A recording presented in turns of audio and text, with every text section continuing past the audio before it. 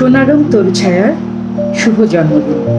তাদের কাছে আসলে আমি অনেক কৃতজ্ঞ, কারণ আমার যখন ডিরেকশনের 15 বছর পূর্তি হয়েছিল তখন এখানের যে কর্ণধার কাজী হাসান ভাই, তিনি 15টা গাছ লাগানোর উদ্যোগ নিয়েছিলেন নুহাশপল্লীতে। এটা আমার সবসময় মনে থাকে। এবং গাছ নিয়ে কাজ করে, সবুজ গাছ, সবুজ মাঠ, সবুজ আমাদের সবসময় অনেক প্রিয়। তো প্রতিটি জন্মদিনে তারা নতুন নতুন গাছ রোপণ করে এবং যারা সেলিব্রিটি আছেন, মানে যাদেরকে মানুষ চেনেন, যারা আমাদের দেশের লিজেন্ড বা দেশের একদম প্রতিষ্ঠিত কেউ, তাদেরকে গাছ উপহার দেন বা তারা গাছ উপহার দেন। এটাও আসলে খুব সুন্দর একটা ব্যাপার।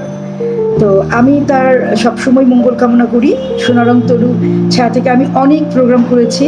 বিশেষ করে আমার মনে আছে রাবেয়া খাতুনের জন্মদিন উপলক্ষে আমি অনেকবার গিয়েছি মুন্সিগঞ্জে সোনারঙের তরু ছায়ার হয়ে। তো অনেক অনেক স্মৃতি আছে। সোনারং তরু ছায়া শুধু 13 বছর না, যুগ যুগ ধরে বেঁচে থাকো। অনেক অনেক শুভকামনা, অনেক অনেক ভালোবাসা। ভালো থাকবে।